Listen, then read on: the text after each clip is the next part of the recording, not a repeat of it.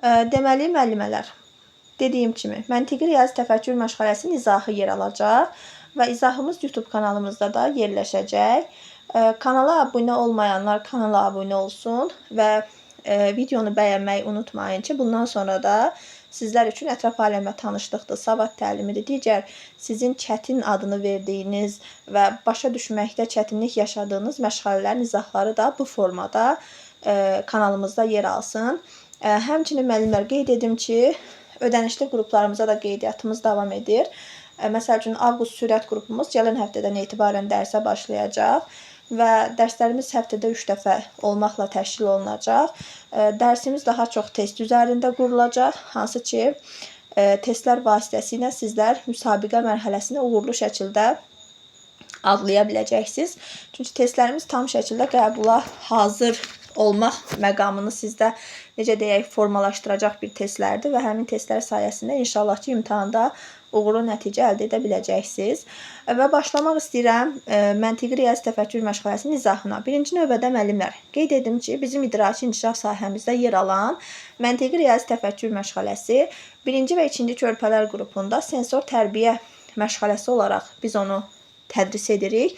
Hansı ki, sensor tərbiyə məşğələsi də həftədə bir dəfə olmaqla yaş qruplarında özünü göstərir. Və riyaziyyat məşğələsi də ta ki, məktəbə hazırlıq qrupuna qədər, yəni orta qrupdan etibarən təfəkkürün uşaqda formalaşması ilə əlaqədar olaraq məntiqi riyazi təfəkkür məşğələsi adlandırırıq və orta qrupdan məktəbə hazırlığa qədər məntiqi riyazi təfəkkür məşğələsi də həftədə bir dəfə təşkil olunur. Məktəbə hazırlıq qrupunda isə artıq həftədə 2 dəfə təşkil edilir. Niyə görə məntiqi riyazi təfəkkür orta qrupdan başladı? Ona görə ki, təfəkkür psixi prosesi orta qrupdan etibarən özünü göstərməyə başlayır. Yəni, 1-ci və 2-ci körpələr qrupunda təfəkkürün varisliyini qavrama öz üzərinə götürdüyü üçün və sensor tərbiyə məşğələsində biz daha çox uşağın qavraması üzərinə kökləndiyimiz üçün sensor tərbiyə, orta qrupdan isə təfəkkürün inkişafı ilə bağlı olaraq məntiqi riyazi təfəkkür məşğələsi də, bədii təfəkkür məşğələsi də, ətraf aləmlə tanışlıq və nitq inkişafı da orta qrupdan etibarən özünü göstərir. Bilirsiniz də, yəqin ki, ətraf aləmlə tanışlıq 1-ci və 2-ci körpələrdə ətraf mühitlə tanışlıq və nitq inkişafı, orta qrupdan ta ki, məktəbə hazırlığa qədər ətraf aləmlə tanışlıq və nitq inkişafı, məktəbə hazırlıqda isə savad təliminin artıq daxil olması ilə sadəcə ətraf aləmlə tanışlıq məşğələsi adlanacaq. Deməli, orta qrupdan etibarən başlayan məşğələlərimiz hansı məşğələlər oldu? Birincisi, məntiqi riyazi təfəkkür, ikincisi, bədii təfəkkür, üçüncüsü, fiziki mədəniyyət, dördüncüsü, ətraf aləmlə tanışlıq və nitq inkişafı. Bu məşğələlər orta qrupdan etibarən özünü göstərəcək. İndi müəllimlər, birinci növbədə sizə izah etmək istəyirəm standartları. Niyə görə? Artinin bizə verdiyi son PDF-i də birazdan izah edəcəm sizə. Hansı ki, o PDF son olaraq, baxın, bu standartların üzərində qurulub. Yəni, burada siz nə görürsünüzsə, imtahanda bundan kənar heç nə görməyəcəksiniz. Əminliklə deyirəm, tam qarantiyasını da verirəm ki, sırf olaraq bütün məşğələləri artıq standartlara dayanaraq testlərini hazırlayacaqlar. Təbii ki, situasiya formasında olacaq. Demirəm, buradan standartı götürüb orada verəcəklər. Xeyr, indi həmin situasiyalara da aydınlıq gətirəcəm. Birinci növbədə istəyirəm, baxaq standartlarımızı qəşəng formada mənimsəyək və hər bir standartın hətta kodunun belə mənasını deyəcəm ki, sabah müəllimlərimizin ən çox tərəddüd etdiyi məqam nədir? Müəllimə 2-3.1 ilə verərsə, mən hardan bilim ki, bu hansı standartdır? 2-3 ilə verərsə, mən hardan bilim bu hansı standartdır deyir. Bunların hamısına da açar formalarla sizə aydınlıq gətirəcəm. Birinci növbədə 2-3-1-dən başlamaq istəyirəm və 2-3-1-i necə yadınızda saxlayırsınız? 2-3-1 birbaşa olaraq say və miqdara dayanır. Yəni, miqdar anlayışı hardadır? Miqdar anlayışı 2-3-1-dədir. Yadımızda qalsın. Miqdar 2-3-1. Və biz burada nə edirik? Sensor tərbiyədə hələ uşağa biz miqdardır, hesablamadır, sayıdır, bunları öyrətmirik. Bəs nəyi öyrədirik? Axı, sensor tərbiyədir. Burada biz uşaqlara hələ ədəddən əvvəlki dönəmi. Nədir ədəddən əvvəlki dönəm? Çoxluqlar. Çoxluq nədir? İndi onların hamısına da aydınlıq gətirəcəm. Yəni, xülasə, yaddaşımızda qalsın ki, 1-ci və 2-ci körpələr qrupunda nə say var, nə hesablama var. Burada sadəcə olaraq nə var? az, çox, bir, çox anlayışları var. Yəni çoxluqlar anlayışı var. Deməli onda bir və çox, az və çox hansı anlayışın tərkibində yer alacaq? Çoxluqların tərkibində yer alacaq. Yadımızda belə qalsın. Hələ ki bu. Yəni biz bilək ki, sabah bizə bir və çoxu, az və çoxu verəndə biz bunu çoxluqlara daxil edək. Amma sabah belə də verə bilər. Deyəcək ki, az və çox, bir və çox hansı anlayışın varisliyini öz üzərinə götürüb? Təbii ki, miqdarın. Çünki az da, çox da, bir də, çox da miqdar anlayışının birinci və ikinci körpələr qrupunda varisliyini öz üzərinə götürən anlayışlardır. Və biz uşaqlara bir və çox anlayışını öyrədərkən, məsəl üçün bir dənə əşya götürürük və 5 dənə əşya götürürük. Uşağa sual veririk. Hansı çoxdur, hansı azdır? Deməli, bir və çox anlayışını uşaqda formalaşdırmaq üçün hansı sualdan istifadə etdik? Hansı çoxdur, hansı azdır sualından istifadə etdik. Və gördüyünüz kimi ikinci körpələrdə artıq bir və çoxdan başqa az, çox, böyük, kiçik anlayışı daxil olur. Böyük və kiçik müəllimlər burada ölçü mənasında deyil ha, qətiyyən beyninizdə formalaşdırmayın ki, 2.3.1 standartına ölçü var. Xeyr, 2.3.1 standartı miqdara dayanır. Miqdar anlayışını uşağa izah edir. Və burada böyük, kiçik nə mənadadır? Məsəl üçün, bir dənə boşqab götürürük, həmin boşqaba 5 dənə alma qoyuruq. Bir dənə də boşqab götürürük, həmin boşqaba 2 dənə alma qoyuruq. Uşaqdan soruşuruq. İndi bax gör, hansı çoxdur, hansı azdır? Uşaq bir növ porsiya olaraq deyir, bu böyükdür, bu böyük porsiyadır. Bu isə kiçik porsiyondur. Yəni uşaqda nəyi formalaşdırırıq? Yenə miqdar anlayışını. Yəni 2.3.1-dəki böyük və belə deyək, kiçik anlayışı ölçüyə xidmət etmir, miqdar anlayışına xidmət edəcəkdir. Və həmçinin biz uşağa miqdarın ölçüdən asılı olmadığını da öyrətməyə çalışırıq. Necə? Məsəl üçün, uşaq var ki, bir dənə böyük fil oyuncağı götürək, bir dənə də kiçik fil oyuncağı götürək. Hətta belə deyək, 2 dənə kiçik fil oyuncağını götürək, bir dənə də böyük fil oyuncağını. Hansı çoxdur deyəndə uşaq böyük olanı seçəcək. Niyə görə? Çünki uşaq hələ anlaqsız dönəmdədir. Tam olaraq başa düşmür ki, ölçü ilə miqdarın heç bir əlaqəsi yoxdur. Ölçü tamam başqadır, miqdar tamam başqadır. Biz burada necə edəcəyik? Saydıra bilərik və yaxud yanaşı qoydura bilərik ki, məsəl üçün, Ayxan, qoy görüm indi yan-yanaşı hansı çoxdur? Uşaq avtomatik görəcək ki, o 2 kukla o birisindən daha çoxdur. Deyəcək ki, bu daha çoxdur. Yəni, bu formada. Orta qrupdan artıq 3 dairəsində riyazi əməliyyatı öyrədirsiniz.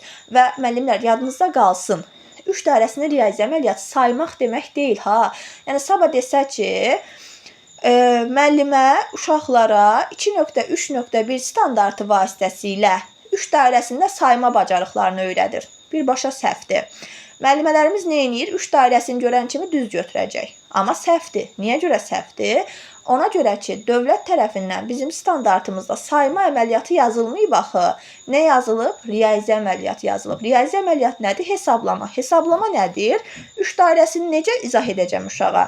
2 üstəgəl 1 neçə edir? Uşaq deyəcək 3. 2 üstəgəl 0 neçə edir? Uşaq deyəcək 2. 3 üstəgəl 0 neçə edir? Uşaq deyəcək 3. Və yaxud 3 çıx 1 neçə edir? 2.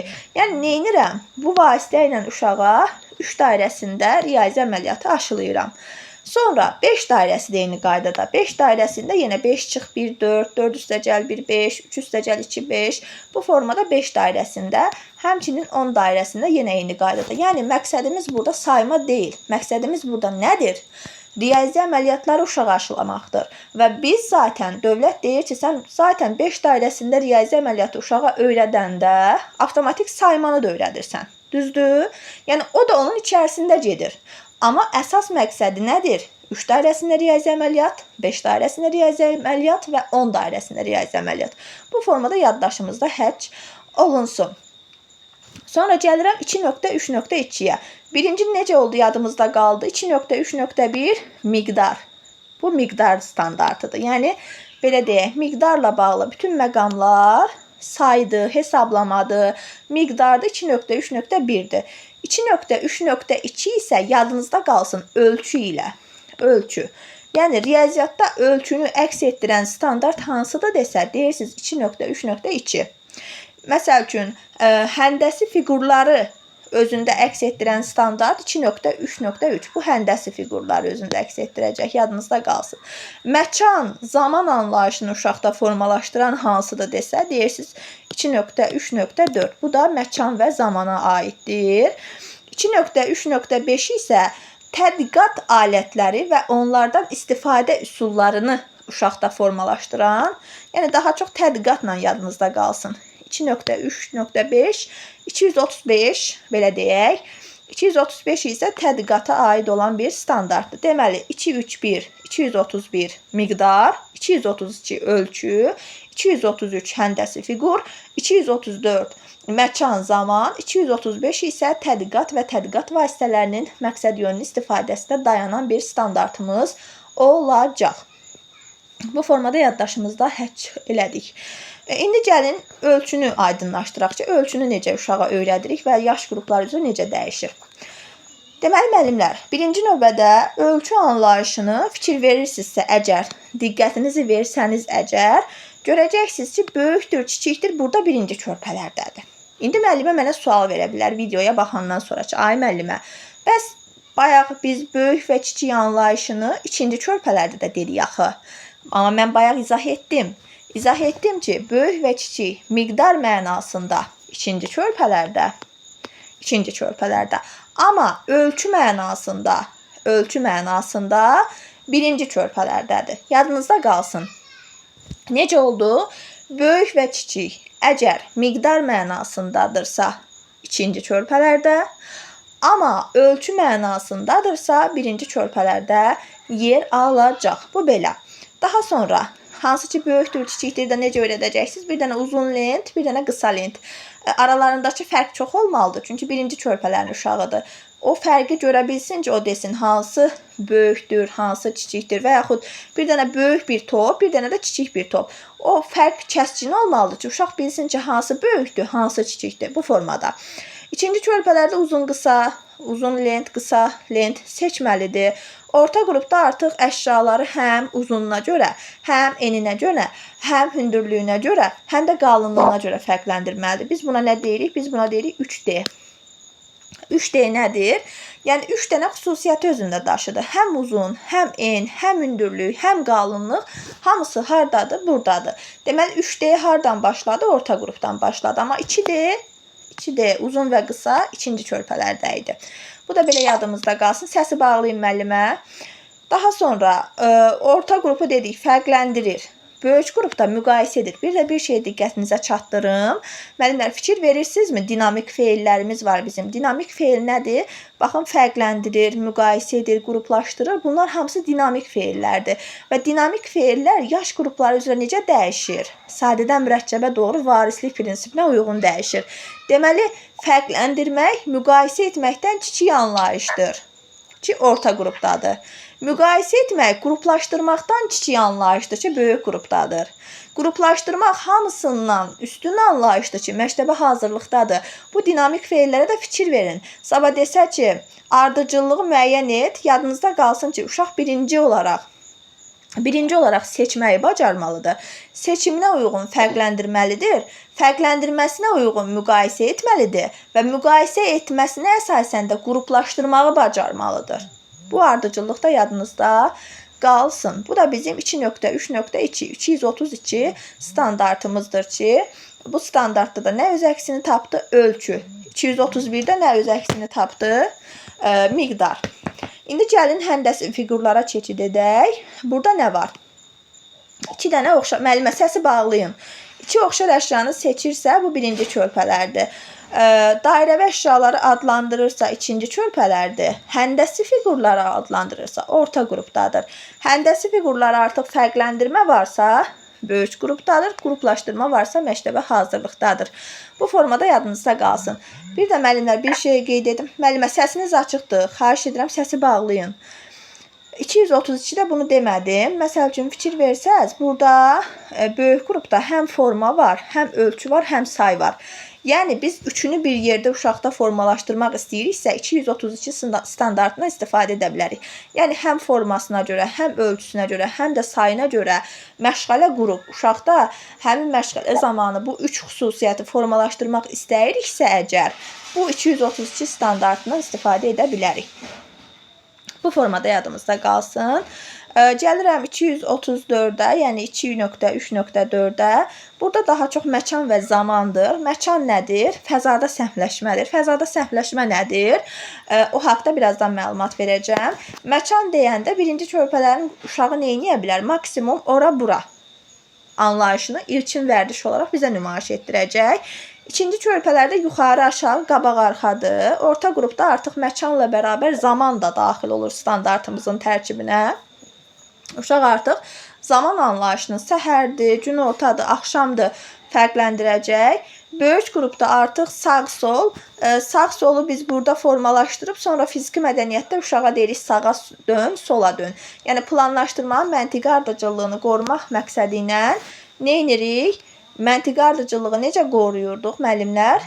Bir həftə boyunca bütün məşğələlərdə biz həmin məşğələ mövzusuna istifadə edirdik. Məsəl üçün sağ-sol anlayışı riyaziyyatda öyrədilir, fiziki mədəniyyətdə tətbiq olunur. Sağdan sola, soldan sağa isə məktəbə hazırlıq qrupunda özünü göstərəcək. 2-3-5 nədir? 2-3-5 tədqiqatdır. Birinci, ikinci körpələr sensor tərbiyə məşğələsinə aid olduğu üçün burada daha çox uşaqlar şəxsi təcrübəsinə əsaslanan ilkin bacarıqlar nümayiş etdirəcək. Bu nə deməkdir? Bir çox belə deyək, müəllimələrimiz,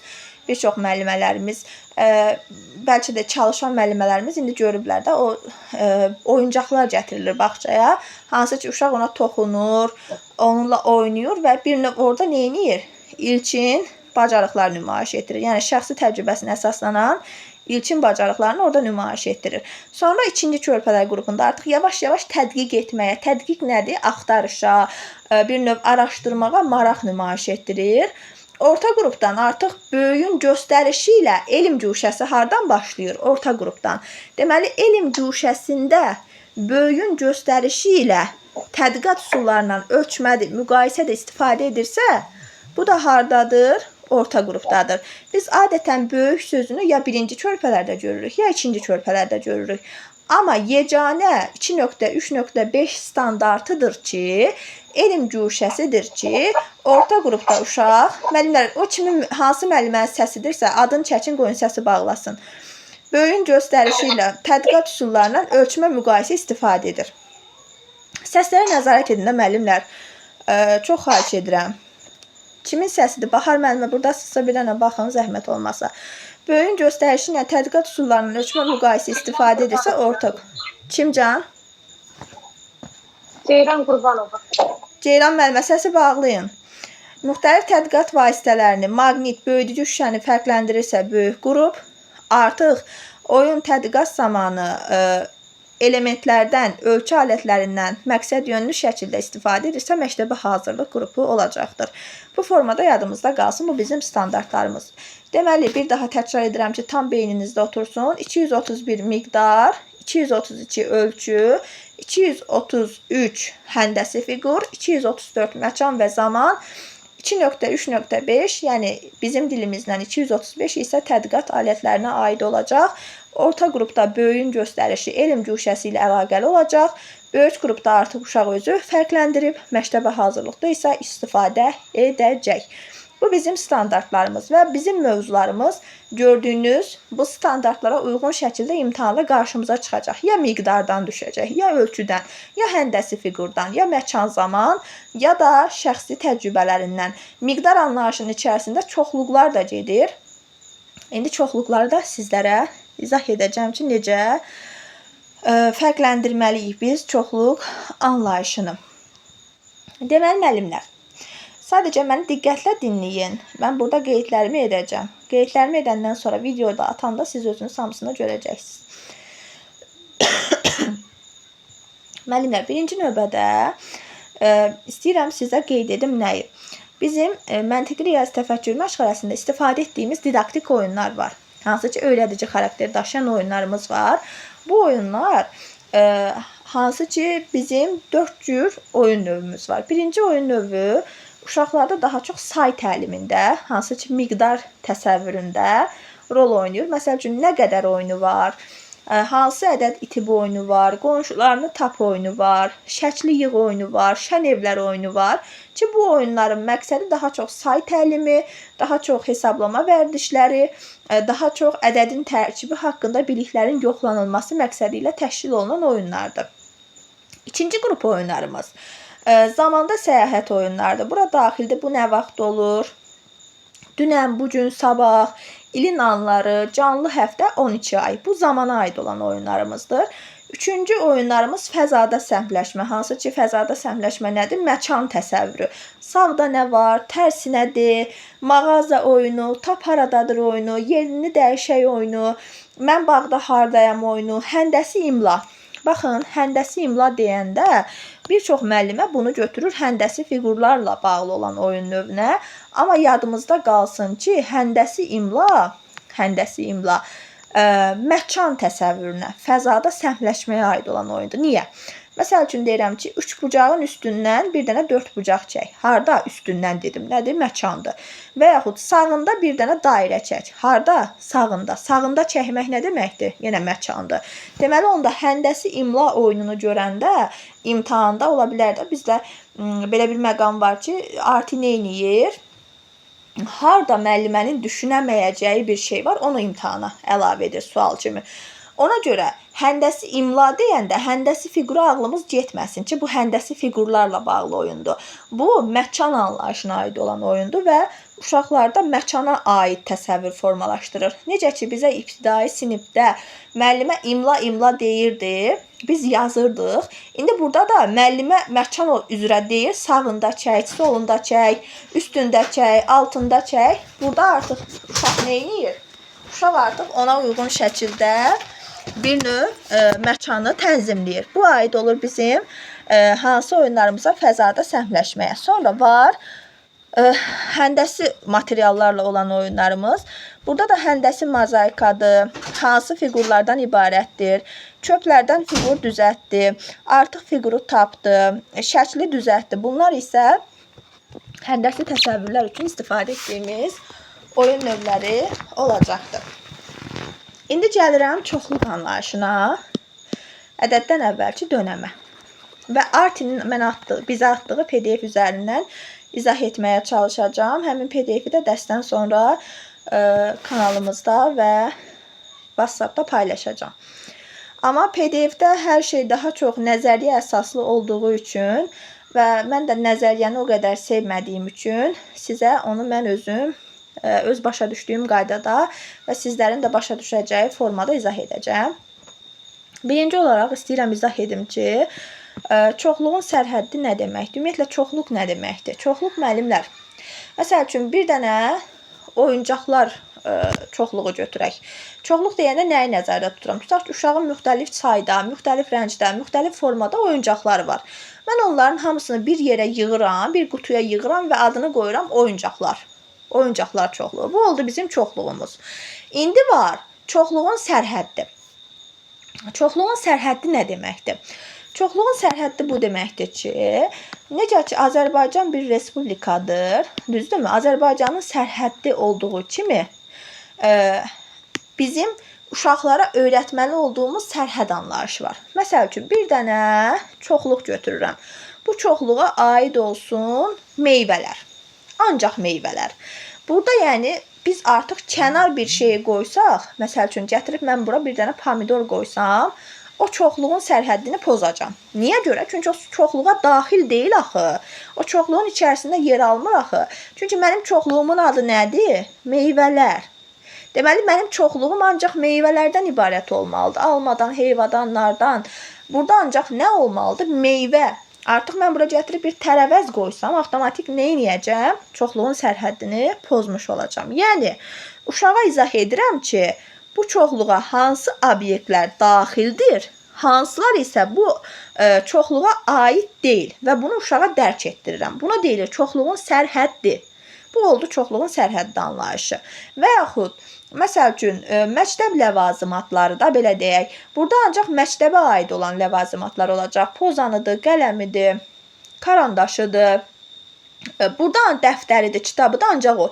Mən gətirib bura almanı qoysam, avtomatik nə edəcəm? Çoxluğun sərhəddini pozmuş olacağam. Bu çoxluğun sərhəddidir. İkinci, əsas məqamlardan biri çoxluğun bütövlükdə görülməsidir. Çoxluğun bütövlükdə görülməsi nə deməkdir? Bayaq misal çəkdim sizə. Məsəl üçün, oyuncaqlar çoxluğun içərisində gəlincik də var, maşın da var, təyyarə də var. Fərqli oyuncaqlar var. Amma mən neynədim? O çoxluğu bütövlükdə gördüm və ona bir ad verdim. Nə verdim adını? Oyuncaqlar çoxluğu. Deməli, çoxluğu bütövlükdə görmək deyəndə hər hansı bir əşyaları, hər hansı bir obyekti bir qrup halında, vahid bir halda dərk etməkdir. Yəni, mən onu vahid bir halda dərk edirəmsə və uşağa da dərk etdirirəmsə, deməli, bu çoxluğu bütövlükdə görməkdir. Və yaxud, ümumi şəkildə götürürəm tərəvəzlər çoxluğu. Bura sarı rəngdə də tərəvəzlər daxildir, qırmızı rəngdə də tərəvəzlər daxildir, yaşıl rəngdə də tərəvəzlər daxildir. Və yaxud meyvələr çoxluğu götürürəm. Bura sulu meyvə də daxildir, quru meyvə də daxildir, sarı rəngdə olanı da daxildir, qırmızı rəngdə olanı da daxildir. Yəni, nədir bu? Ümumi. Buna deyilir çoxluğu ümumi bütöv şəkildə görmək. Bu çoxluğu bütövlükdə görməkdir. Bir də var, çoxluğun elementlərini ayırmaq. Məsəl üçün, mənim müxtəlif rəngdə, müxtəlif formada, müxtəlif ölçüdə olan oyuncaqları neynəmişdim? Bütöv bir çoxluq halında görmüşdüm. İndi onun elementlərini ayıracağam. Necə ayıracağam? Məsəl üçün, rənginə görə ayıracağam, formasına görə ayıracağam, ölçüsünə görə ayıracağam. Yəni, bu formada neynəyəcəm? Elementlərini ayıracağam. Çoxluğu, məsəl üçün, rənginə görə deyəcəm, qırmızı olanları bir yığ, formasına görə üçbucaq olanları bir yığ və yaxud deyəcəm ki, orada böyükdən kiçiyə doğru yığ. Yəni, neynirəm? Avtomatik artıq mən elementlərini ayırdım ki, o çoxluğun içərisində nə var? Onu hamısını ayırmış oldum. Bütövlükdə görəndə hamısını vahid halda gördüm. Elementlərini ayıranda isə hərəsini özünə uyğun şəkildə ya rənginə, ya formasına, ya ölçüsünə görə ayırmış oldum. Bu da bu. Sonra var çoxluğu adlandırmaq. Adlandıranda da nə edirəm? Məsəl üçün, çoxluq ümumi bir şəkildə dedim, oyuncaqlar çoxluğu. Düzdürmü? İndi o çoxluqdan elementləri ayırıram. Deyirəm, qırmızı rəngli oyuncaqlar çoxluğu, mavi rəngli oyuncaqlar çoxluğu, gəlinciklər çoxluğu, maşınlar çoxluğu. Neynədim? Onlara da ad verdim. Bu formada yadımızda qalsın. Sonra var, çoxluğun elementlərini nizamlamaq. Nizamla nə deməkdir? Nizamla o deməkdir ki, sırala. Nizamla o deməkdir ki, bir növ seriyasiya kimi düşünün. Bir növ ardıcıllıq kimi düşünün. Bir növ nizamlamaqda sıralamaq kimi düşünün. Yəni, sıra sayı kimi düşünün.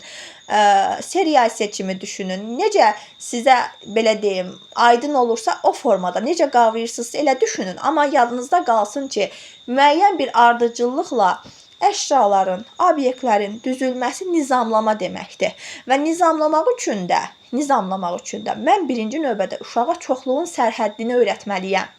Uşaq bilməlidir ki, bu çoxluğa nələr daxildir, nələr daxil deyil. Ondan sonra o çoxluğa daxil olan elementləri nizamlayacaq. Necə? Məsəl üçün, deyirəm ki, Ayxan, sənə verdiyim oyuncaqları indi ölçüsünə görə düz. Necə düzəcək? Deyəcəm, böyükdən kiçiyə doğru düz.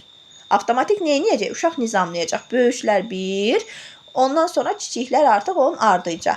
Və yaxud deyəcəm ki, rənginə görə düz. Məsəl üçün, qırmızı, sarı, yaşıl elə. Elə ki, qırmızılar birinci gəlsin, yaşıllar ikinci, sarılar üçüncü sırada olsun. Avtomatik uşaq neynəyəcək? Rənginə görə sıralayacaq. Və yaxud deyəcəm ki, Ayxan, formasına görə düz. Məsəl üçün, üç bucaqları öndən, üç bucaqdan sonra dörd bucaqlıları, dörd bucaqdan sonra düz bucaqlıları ardıcıllıqlar düz.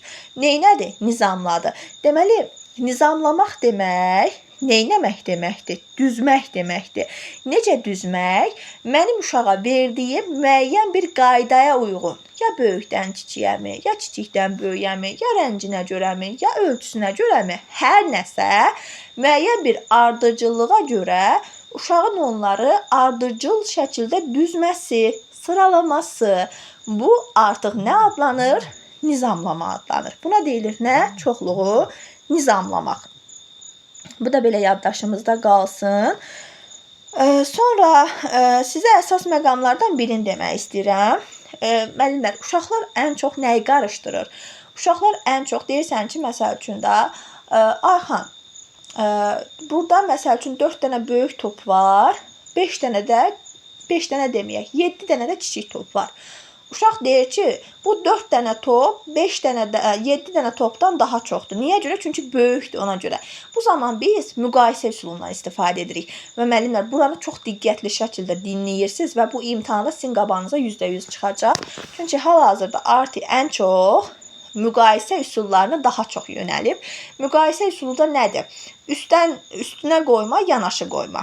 İmtahanda %100 görəcəksiniz ki, məsəl üçün aşağıdakılardan hansı üstünə qoyma üsuluna aiddir və yaxud yanaşı qoyma üsuluna aiddir və yaxud situasiyanı verəcək və deyəcək ki, müəllimə bu zaman hansı vasitədən istifadə etməlidir? Cavab ya üstünə qoymadı, ya yanaşı qoymadı və yaxud başqa variantlarda yer alacaq. Amma siz ən uyğun variantı seçməlisiniz.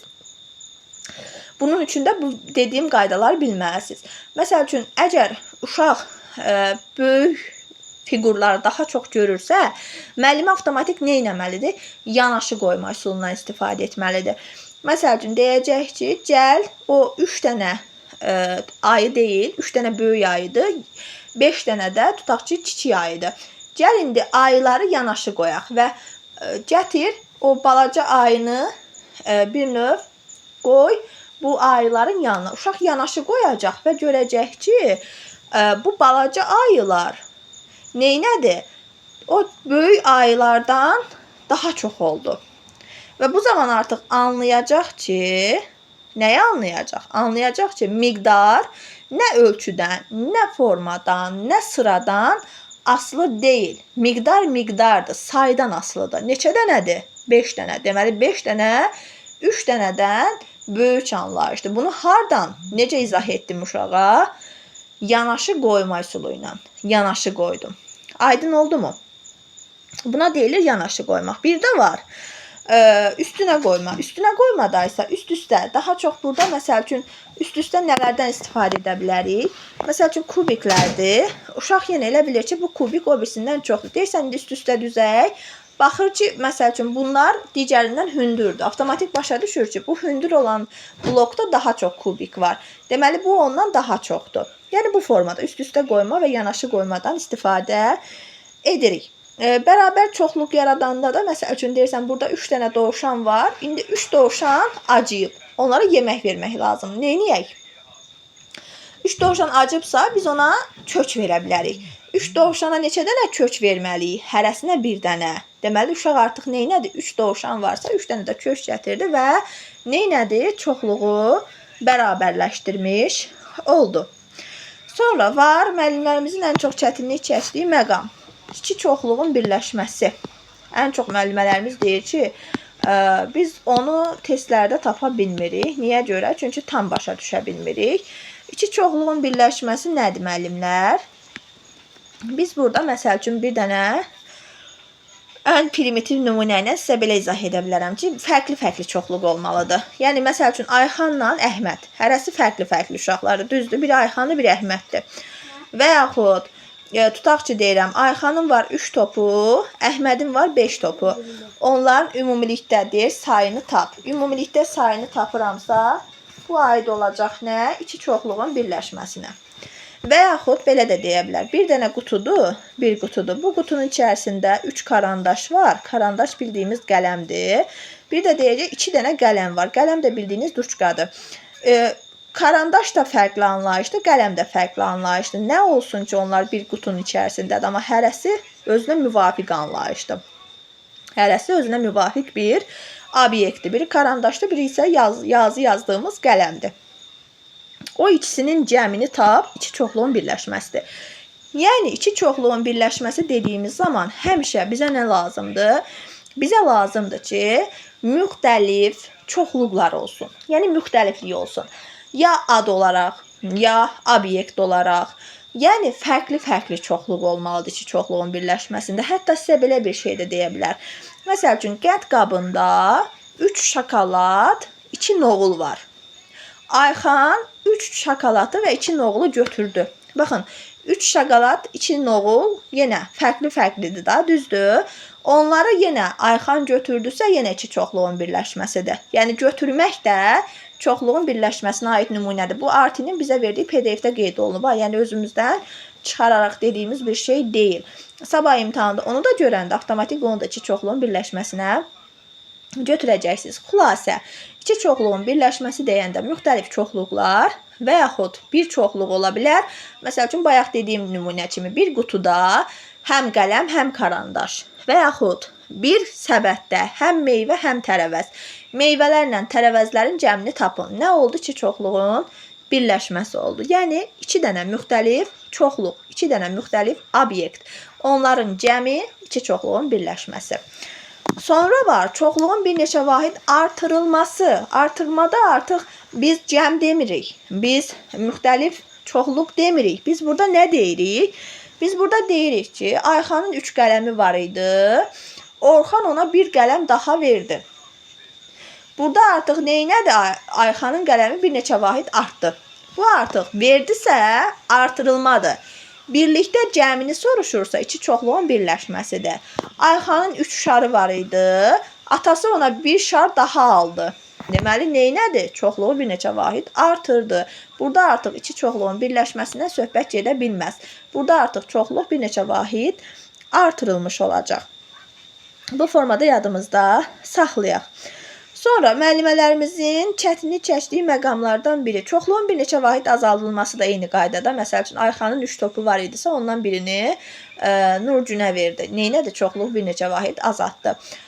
Və yaxud müqayisə edilən çoxluqla müqayisə edilən çoxluq arasında qədər müqayisəsi.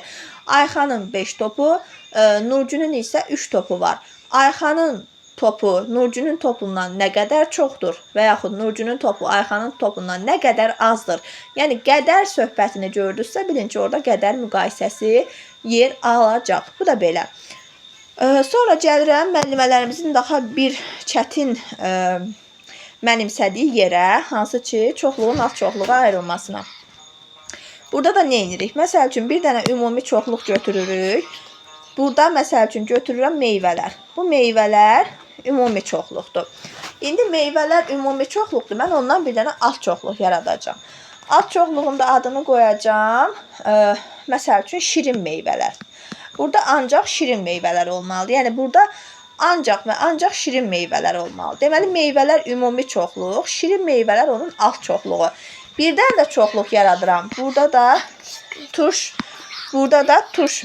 Burada da yazıram, məsəl üçün, turş meyvələr çoxluğu. Deməli, bu da nə oldu?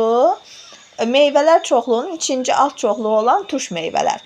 Deməli, ümumi çoxluq meyvələr, bura bütün meyvələrə aiddir. Həm sulusu, həm qurusu, həm şirini, həm turşu, həm rənginə görə hər bir şey meyvələr ümumidir. Burada ümumi bütün meyvələr var. Amma onun alt çoxluğunda artıq spesifik olmalıdır. Şirin meyvə deyirəmsə, ancaq şirin meyvələr olmalıdır. Turş meyvə deyirəmsə, ancaq turş meyvə olmalıdır. Məsəl üçün, şirin meyvələrə yazaq, məsəl üçün, portağal da, tutaq ki, ya da yazaq alma, armud.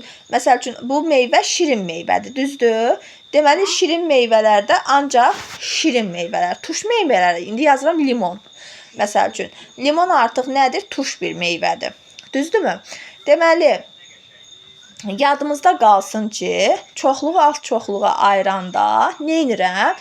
Ümumi çoxluqdan bir parça götürürəm və o parçanı spesifik olaraq adlandırıram və yaxud adlandırıram quru meyvələr. Quru meyvələrə artıq element olaraq da, elementini də göstərirəm qaysı, məsəl üçün, kişmiş. Bu artıq onun elementidir. Və yaxud sulu meyvələrə də nümunə göstərirəm portağal. Bu artıq onun nə idi? Elementidir. Yəni, spesifik orada ancaq sulu meyvə olmalı. Bu da çoxluğun alt çoxluğa ayrılması və alt çoxluğun elementi anlayışıdır. Bir də var çoxluğun kəsişməsi. Çoxluğun kəsişməsi necə olur? Məsəl üçün deyirəm ki, bir dənə çoxluq götürmüşəm, A çoxluğu. Burada var alma, heyvanar. Alma, heyvanar. Bir dənə də çoxluq götürmüşəm. Burada da var alma, alma. Sonra burada olsun mandalin, bir də limon. İndi hər iki çoxluqda olan nə oldu? Alma. Deməli, alma hər iki çoxluqda olduğu üçün nə sayılır? Çoxluğun kəsişməsi. Yəni, çoxluğun kəsişməsi iki və daha çox çoxluq arasında ortaq elementlərin olduğu halları göstərir. Yəni, hər ikisinin ortağı çoxluğun kəsişməsi adlanacaq. Bu bizim çoxluq anlayışımız. Yəni, çoxluğu bu formada bilsək, bizim üçün kifayətdir ki, imtahanda biz onun öhdəsindən gələ bilək. Bura qədər nə sualınız varsa verin. Çoxluqlarla bağlı. Varmı sualınız? Yoxsa davam edim. Alt çoxluq, çoxluğun kəsişməsi, çoxluğun nizamlanması, çoxluğun sərhəddi, üst-üstə qoymaq, yanaşı qoymaq, hamısı aydındır, müəllimlər. Əla. Səs gəlmirsə, deməli, aydındır. İndi müəllimlər, keçid edək say fəaliyyətinə. Say fəaliyyətində də əsas məqamlar nədir? Bir var prosesual say, bir var yekun say, bir var sıra sayı.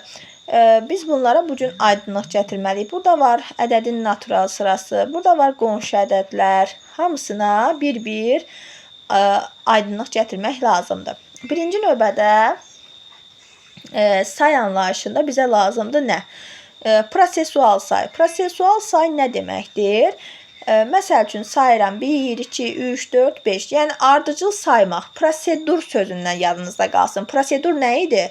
Ardıcıllıq idi, düzdür? Prosesual da yenə ardıcıllıqdır. Yəni ardıcıl şəkildə sayma fəaliyyəti varsa 1, 2, 3, 4, 5 bu adlanacaq nə? Prosesual say. Daha sonra var miqdar sayı. Miqdar sayı nədir? Məsəl üçün sayırsınız, ümumi miqdarı göstərirsiniz. Saydın neçədən oldu? 4 dənə. Deməli, bu nədir? Artıq miqdar. 4 dənə. Sonra var burada sıra sayı. Sıra sayı nədir? Sıra sayı isə deyirsən ki, məsəl üçün, gör top neçəncidir oyuncaqların içərisində? Uşaq deyir 2-ci.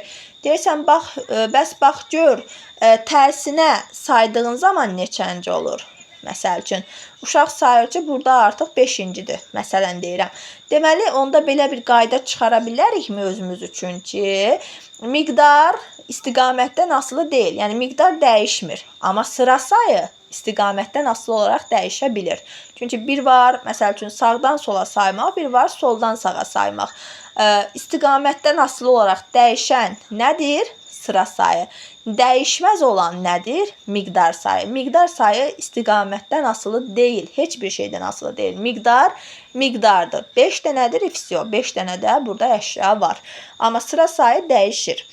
Sıra sayıda necə olur? Məsəl üçün, 1-ci, 2-ci, 3-cü, 4-cü, 5-ci, 6-cı. Deyirsən ki, turp nağılında babaya 1-ci köməyə kim gəldi? Avtomatik sıra sayıdır. Bəs 5-ci kim gəldi?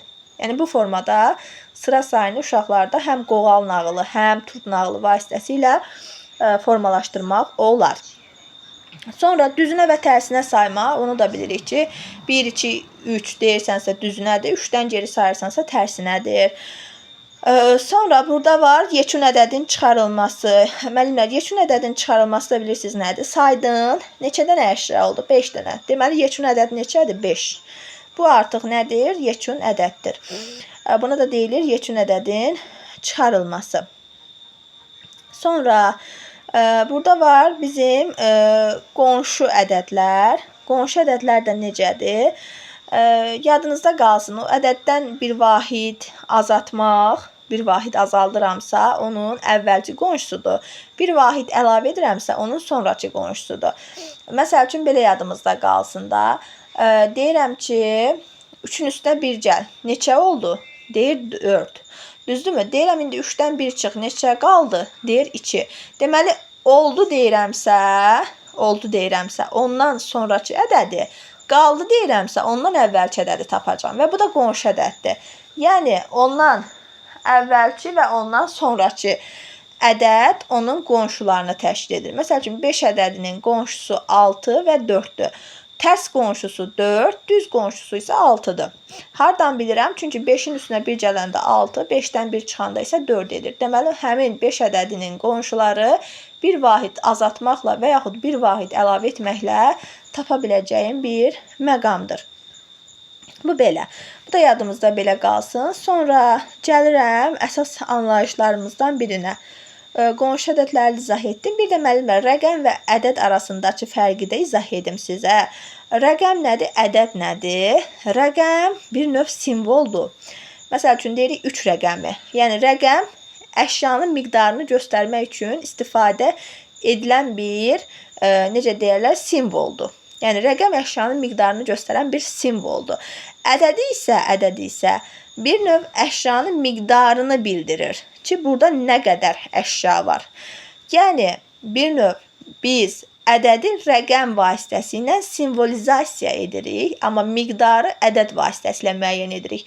Deyirəm, say gör burada neçə dənə dovşan var, neçə ədəd dovşan var. Uşaq sayır, deyir 5 ədəd. Deməli, miqdarı bizə bildirən nədir? Ədəddir. İndi deyirəm ki, uşaqlar, baxın görün bu kartlardan hansında 3 rəqəmi var? Artıq uşaq o 3 rəqəmini göstərirsə mənə, deməli artıq uşaqda rəqəm anlayışı var və rəqəm anlayışı daha çox özünü simvolizasiya edir. Yəni ədədin rəqəm vasitəsilə göstərilməsi rəqəmdir, amma miqdarı bildirən isə ədəddir. Ədədlər rəqəmlər vasitəsilə göstərilir. Bu formada yadımızda qalsın. Bir də var ədədin vahidlərdən ibarət tərkibi. Müəllimlər, ədədin vahidlərdən ibarət tərkibi də monoqrafik metoddur. Yəni monoqrafik metod bərabərdir ədədin vahidlərdən ibarət tərkibi. Hər ikisi bir-birini tamamlayır. Yəni sabah ola bilər ki, monoqrafik metodun yerinə ədədin vahidlərdən ibarət tərkibini versinlər. Bilin ki, bu sizin üçün bir, necə deyim, açar olsun da, sizə göz qırpsın orada imtahanda ki, mən buradayam. Yəni ədədin vahidlərdən ibarət tərkibi ilə monoqrafik metod eynidir. Monoqrafik metod qrubeyə aid olan bir metoddur. Nə deyim burada? Məsəl üçün 10 ədədi deyil, bu 10 ədədinin tərkibini uşağa öyrədirik. Yəni onun vahidlərdən ibarət tərkibini. Onun tərkibində neçə dənə 4 var? Məsəl üçün 2 dənə 4 var. Onun tərkibində neçə dənə 5 var? 2 dənə 5 var. Onun tərkibində neçə dənə 1 var? 10 dənə 1 var. Düzdürmü? Onun tərkibində neçə dənə 2 var? 5 dənə 2 var. Deməli, mən neynirəm? Onun tərkibini uşağa izah edirəm. Burada heç bir hesablama, heç bir üstə gəlmə, çıxmadan istifadə etmirəm. Sadəcə olaraq neynirəm? Onun tərkibi nədən ibarətdir? Onun tərkibində nələr var? Onu mən uşağa izah edirəm. Məsəl üçün 10 bərabərdir 1 üstə gəl 1 üstə gəl 1 üstə gəl 1. Yəni 10 dənə 1. Bu artıq nədir? Onun tərkibidir. Yəni baxırıq testə. Vahidlərdən ibarət. Məsəl üçün 7 bərabərdir 3 ilə 4-ə. 7 bərabərdir 2 ilə 5-ə. Neynirəm? 7-nin tərkibini uşağa öyrədirəm, tanış edirəm. Bu nə adlanır? Bu adlanır monoqrafik metod və ədədin vahidlərdən ibarət tərkibi. Daha sonra gəlmək istəyirəm nəyə? Gəlmək istəyirəm tam və hissə münasibətinə. Tam və hissəni də yəqin ki, bir çoxumuz bilirik. Tam həmişə hissədən böyükdür. Hissə tamdan kiçik anlayışdır. Və biz uşaqlara tam anlayışını öyrədərkən nələrdən istifadə edə bilərik? Məsəl üçün, vərəqdir, vərəqi götürürük, 2 bərabər hissəyə bölürük və uşağa göstəririk ki, tamın bir hissəsi, yəni 2də 1-i budur. Sonra 4 hissəyə bölə bilərik. Bu 4də 1-idir. Yəni belə-belə uşaqlara tam və hissə anlayışını da öyrətmiş oluruq. Bu formada bu da yaddaşımızda qalsın. Daha sonra sizə izah etmək istəyirəm ölçü anlayışı ilə bağlı olan məqamlarımızı. Hansı ki, biz uşaqlara ölçü anlayışını öyrədərkən nələrə diqqət yetirməliyik və ölçü anlayışında əsas məqamlarımız nədən ibarət olmalıdır? Birinci müəllimlər, Lebedeva ilə başlamaq istəyirəm. Bəlkə də adını eşitmişsiniz, bəlkə də eşitməmişsiniz. Bu da ola bilər ki, imtahanda sizin qarşınıza çıxsın. O ölçü anlayışını aparmağı, belə deyək, uşaqlarda 4 mərhələyə bölmüşdü. Həmin mərhələlər haqqında da məlumat verəcəm sizə. Məsəl üçün, birinci mərhələdə Lebedeva deyir ki, ölçünü doldurmaq, yəni eyni ölçüləri ölçmək, ölçü nədir təsəvvürünü uşaqda formalaşdırmaq lazımdır. Bunu da necə edirsiniz? Lori dildə desəm. Məsəl üçün, bir dənə qutu götürürsünüz. Həmin qutunun içərisinə qutuya yerləşəcək qədər əşyaları yığırsınız. Məsəl üçün, kublarla doldura bilərsiniz və yaxud başqa əşyalarla doldura bilərsiniz. Yəni, qutunun tutumunu müəyyən edirsiniz ki, birinci mərhələdə görün bu qutu nə qədər ölçü tutacaq, nə qədər tutacaq, tutumu nədir? Bu birinci mərhələdir. Sonra ikinci mərhələdə bir ölçü ilə ölçmə, yəni hər ölçünü ayrıca qeyd etmək lazımdır. Məsəl üçün, ola bilər ki, çubuq vasitəsilə ölçürsünüz və hər ölçünü işarələyirsiniz. Bu ikinci mərhələdədir. Sonra üçüncü mərhələdə fişqa ilə, yəni nişanlarla işarə qoyursunuz. Artıq burada bir şərti ölçü ilə onu qeyd etmək lazımdır. Məsəl üçün, stolun uzunluğu deyil, stolun uzunluğunu lentlə ölçürsünüz və hər ölçünü orada nişanla işarələyirsiniz.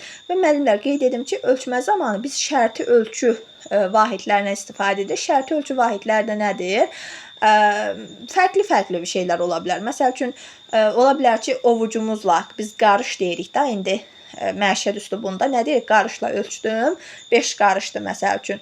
Ovucla ölçə bilərik, daha sonra qələmlə ölçə bilərik, lentlə ölçə bilərik. Yəni, şərti ölçülər bunlardır. Bunlardan istifadə edib. Bir də var, məsəl üçün, tərəzidir, sonra xəttkeşdir, metrədir. Yəni, bunlar artıq sırf olaraq şərti ölçü vahidi sayılmır. Yəni, şərti ölçü vahidinin antonimi sayılır ki, onlar artıq dəqiq ölçü vahididir və biz onlarla dəqiq şəkildə ölçünü bilirik. Amma bunlar şərtidir. Yəni, bir növ gözə yarı kimi belə düşünün, şərti.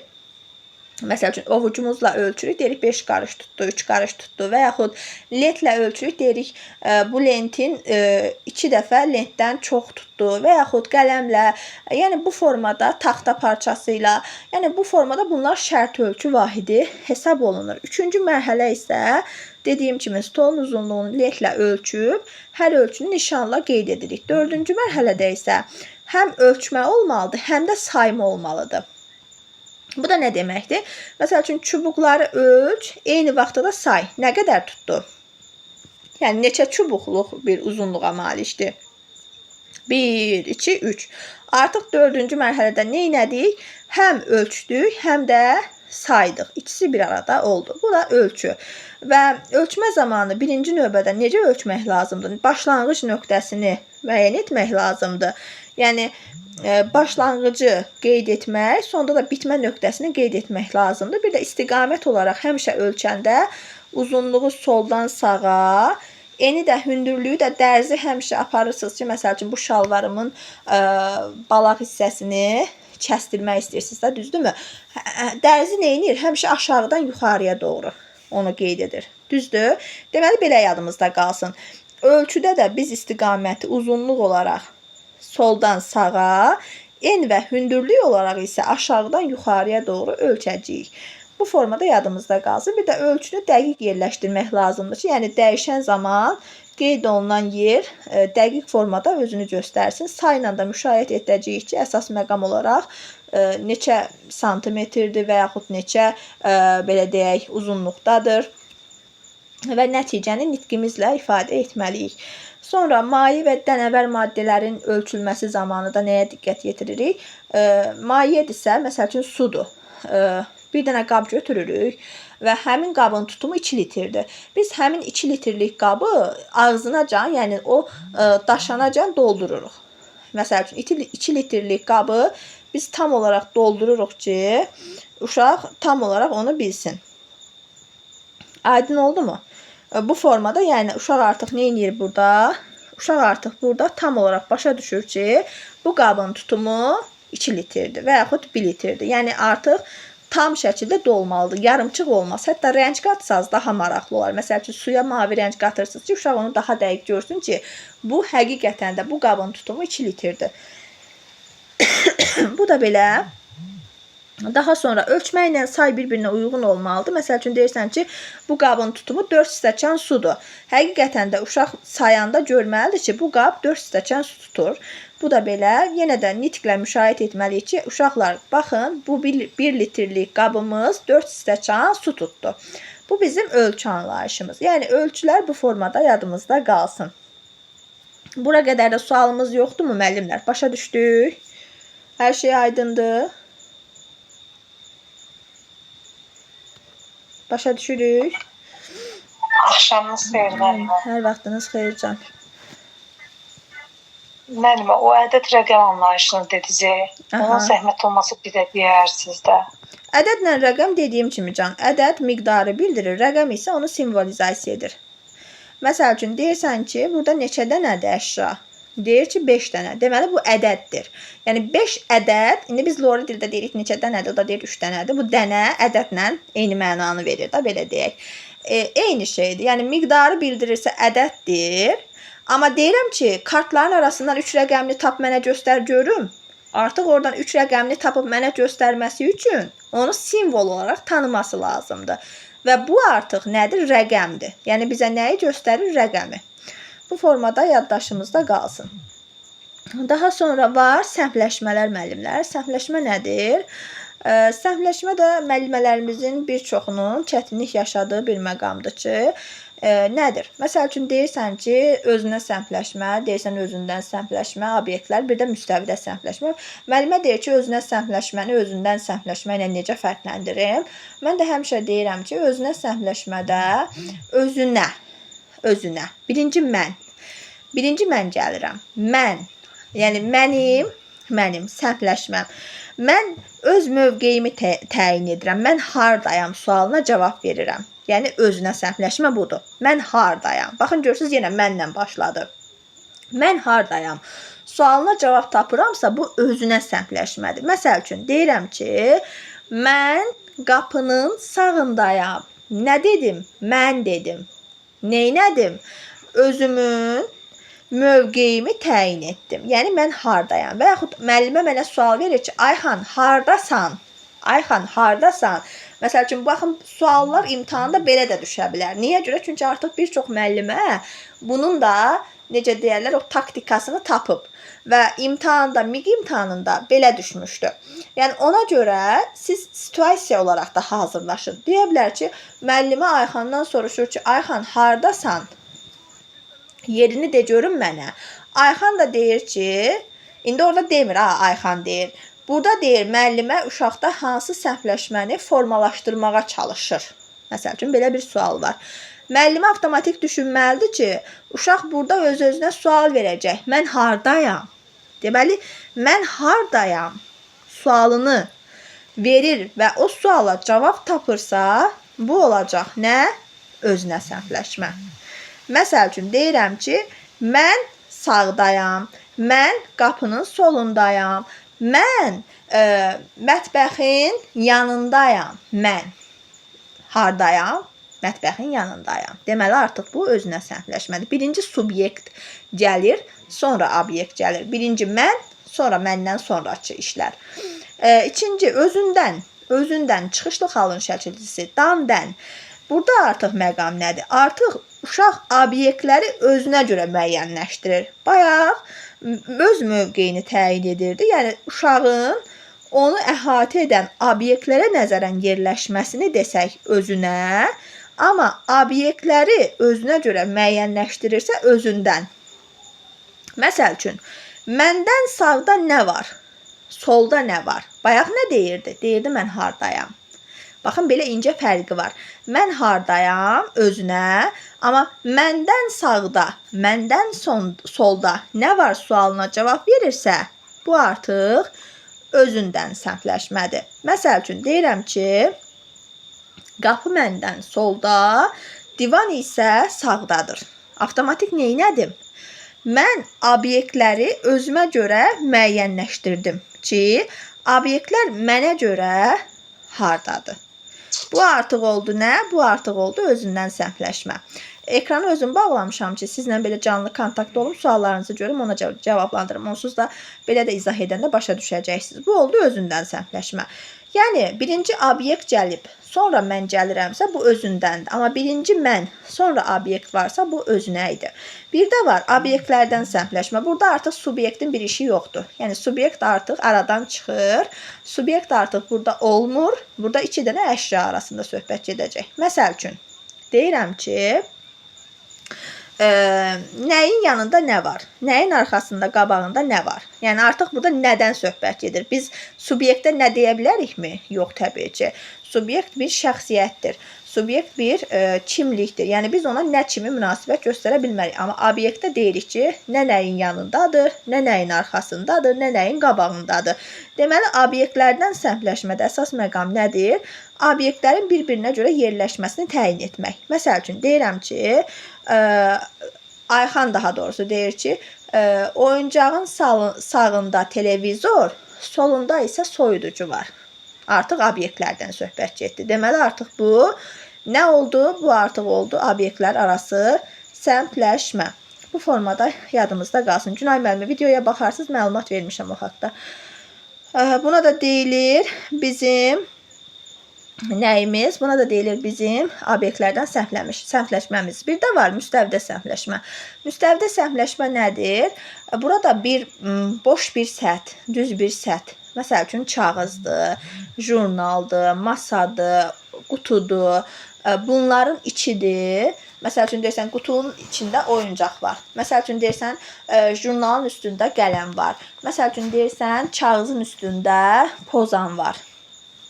Yəni üstündə, içində, altında olarsa düz bir səthin. Bu müstəvidən səmtləşmədir. Amma sağı solu bu müstəvi sayılmayacaq.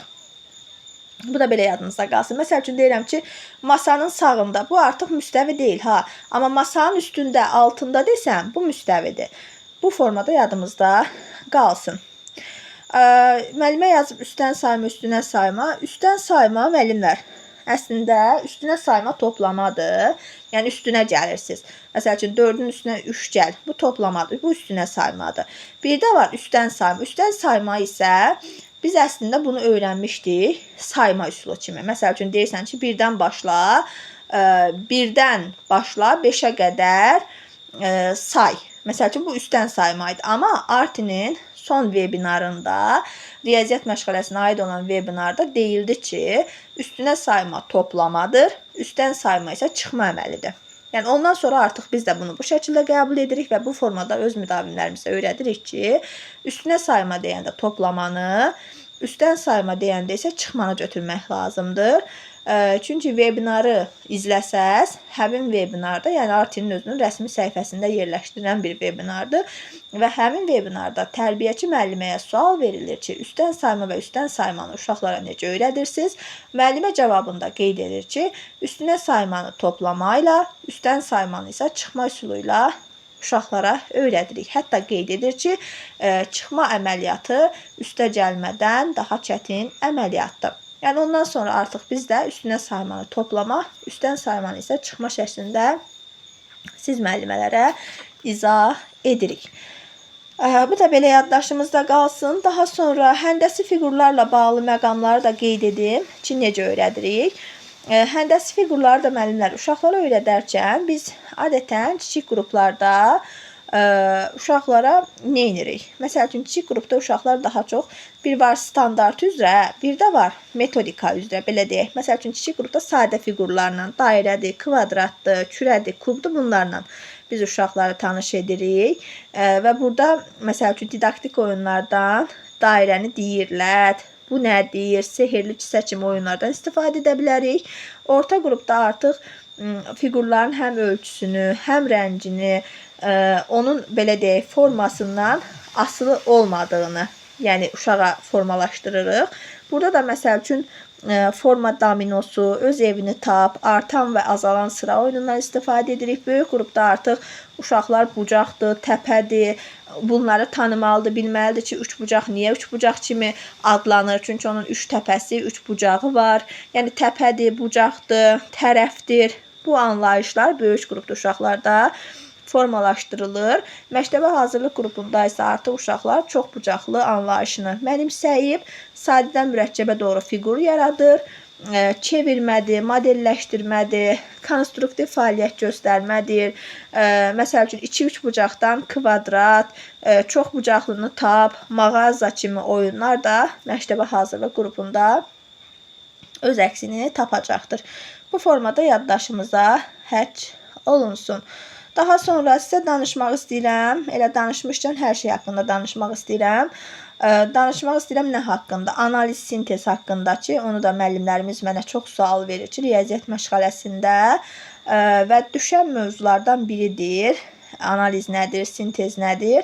Onu da mütləq şəkildə bilməyimiz vacibdir ki, analiz nədir, sintez nədir, necə tapaq testlərdə, necə fərqləndirək, hardan bilək ki, bu analizdir, hardan bilək ki, bu sintezdir.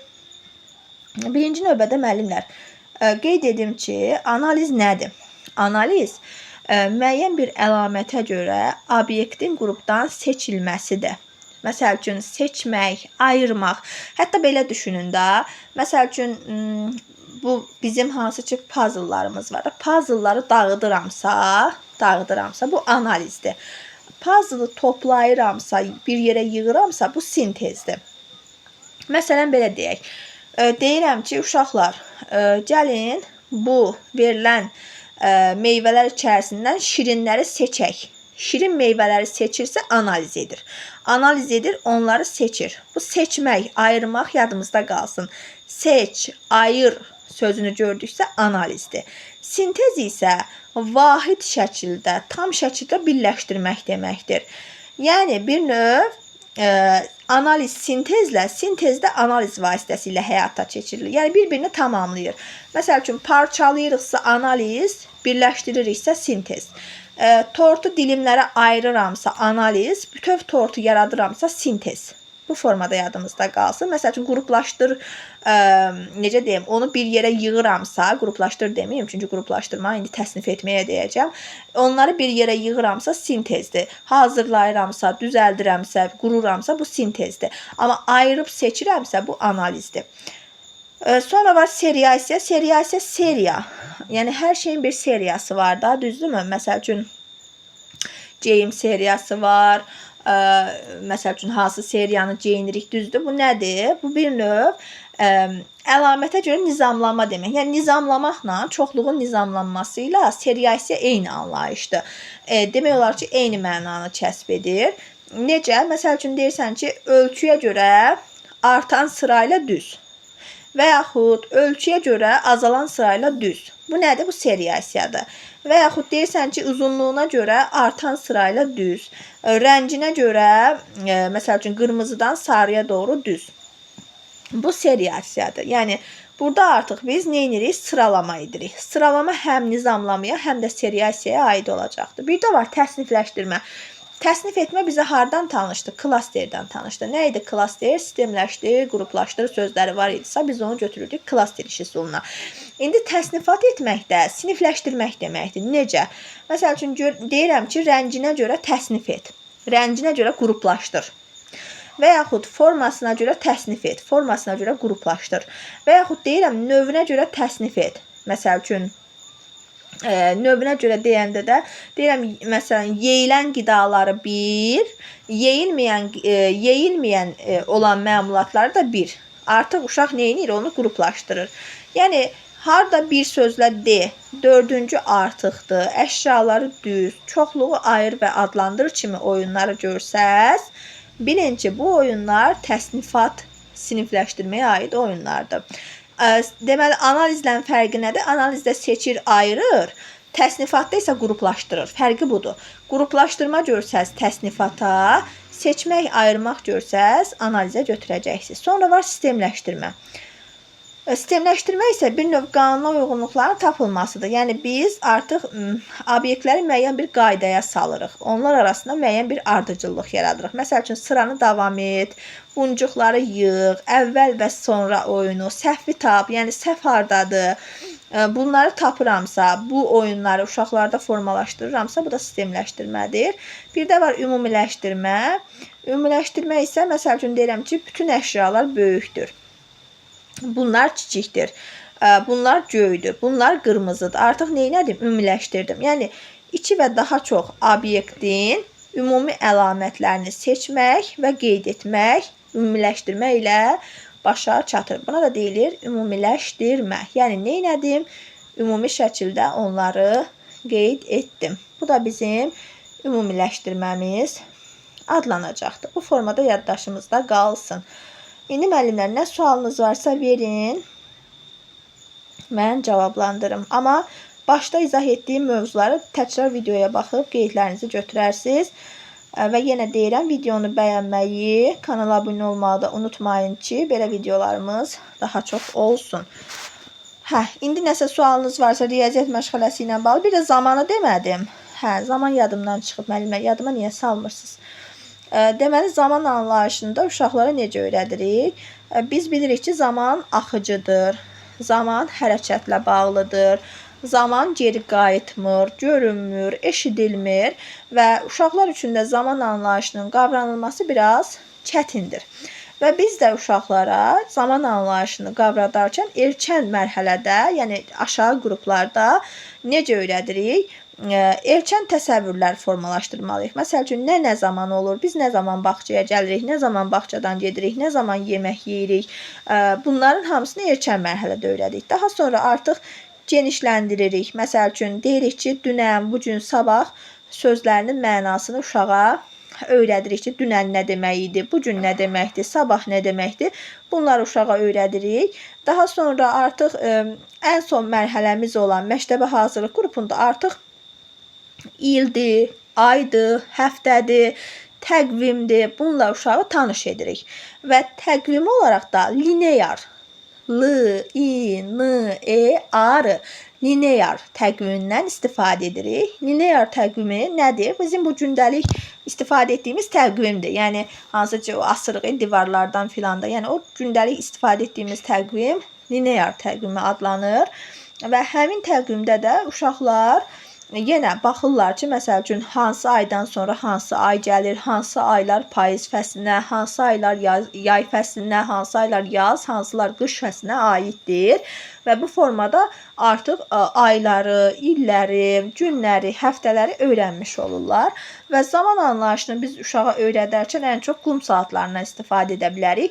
Məsəl üçün, vaxt qoyuruq, əvvəl 1 dəqiqə ilə başlayırıq. Məsəl üçün, deyirəm, 1 dəqiqə ərzində çöplərdən naxış düzəlt. 1 dəqiqə ərzində fiqurları qutuya yığ.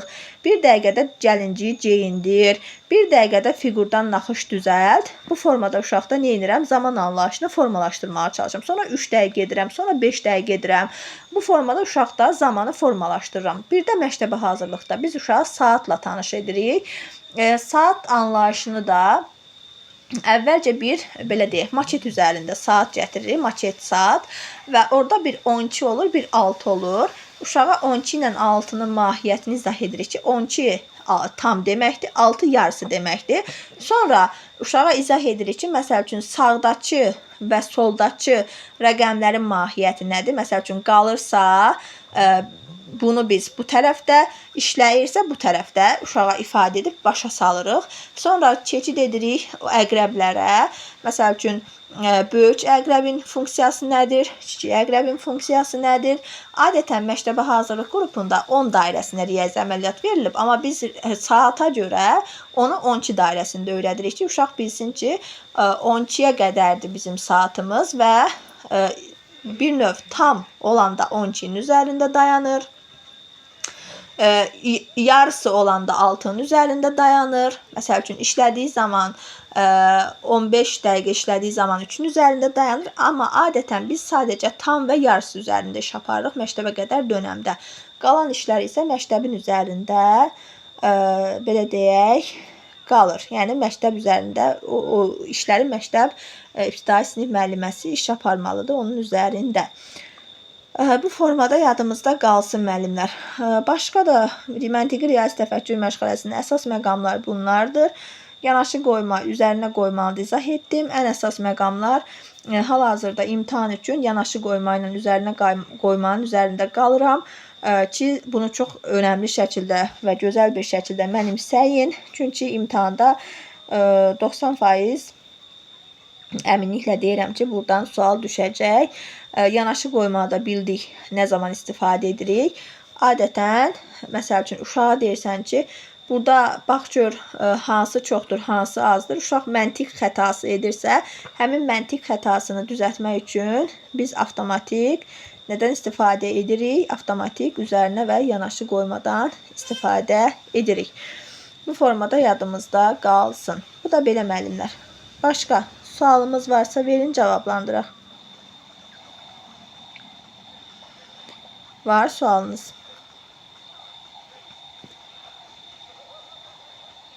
Yoxdur ki. Hər şey aydın. Çox sağ olun Cəmilə müəllimə, çox sağ olun. Sağ olun, can, siz sağ olun. Canınıza sağlıq versin, həmişə güc versin sizə. Nə bilim, nə ürəyinizdə arzularınız var, arzularınıza çatın. Çox sağ olun can, cümləmiz inşallah. Sizi çox istəyirəm. Allah can sağlığı versin hamınıza, balalarınıza da sizə də çox sağ olun. Cümləmizə can, cümləmizə. Hətta sizə belə bir şey deyim, üzərinə sayma, daha doğrusu yanaşı qoyma və üstünə qoyma ilə əlaqəli. Məsəl üçün, tərbiyəçi uşaqlara müxtəlif rənglərdə 6 dənə düymə verirsə, düymələrin 3-ü iridirsə, 3-ü xırdadırsa, uşaq iri düymələrin çox olduğunu düşünürsə, deyəcək ki, müəllim miqdarın ölçüdən asılı olmadığını göstərmək üçün hansı üsuldan istifadə edə bilər? Təbii ki, hər düyməyə bir xırda düymə uyğunlaşdırmaq, yəni yanaşı qoymaq üsulundan istifadə edə bilər. Yəni, bu kimi situasiyalarda hər zaman yanaşı qoymanı və üzərinə qoymanı, üst-üstə qoymanı seçə bilərsiniz ki, həmin testlərdən də uzaq şəkildə ayrılasınız.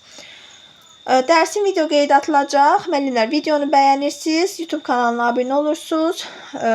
Daha sonra əlavə də nə sualınız olsa mənə şəxsdə verirsiniz. Ödənişli təlimlərlə bağlı da qeyd etdiyim nömrə ilə əlaqə saxlaya bilərsiniz. 050 869 41 62.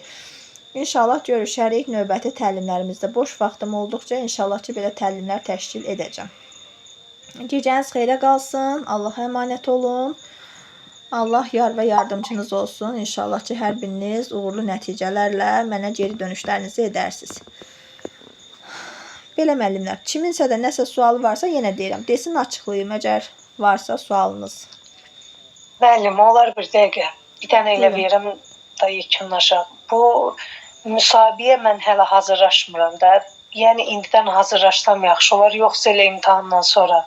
Birinci növbədə imtahanı adlayın, ondan sonra müsahibə. Yəni, bu dəqiqə mən öz müdavimlərimə də deyirəm ki, məndən sual cavabı çox tələb etməyin. Düzdür, mən sual cavab edirəm 2 dərsdən, 3 dərsdən bir, amma yenə deyirəm, birinci növbədə imtahandır. Çünki imtahanı adlamasaz, sizin üçün, yəni müsahibə onsuz da, yəni ikinci planda biz ona hazırlaşacağıq. Amma mütləq şəkildə bizə lazımdır hal-hazırda test mərhələsini uğurla adlayıb, ondan sonra zaten çatdıracaqsınız.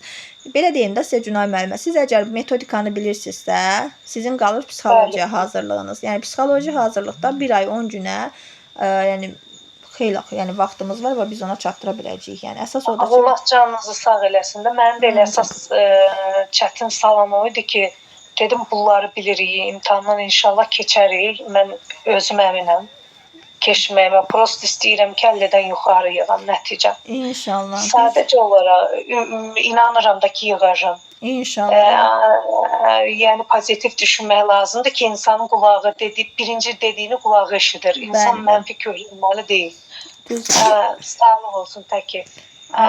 Yəni onu yığandan sonra 1 ay içində hazırlaşa bilərəmsə elə bir dənə müsahibəyə qoşularım. 50 balı toplamısınızsa, deməli siz müsahibəni də yarılamısınız deməkdir. Çünki bilirsiniz də, müsahibənin 50% metodikadır. Qalan 50% psixologiya üzərində cəmlənir. Yəni siz onu biləndən sonra psixologiya suallarının da üzərində hazırlaşa bilərsiniz 1 ayın içərisində.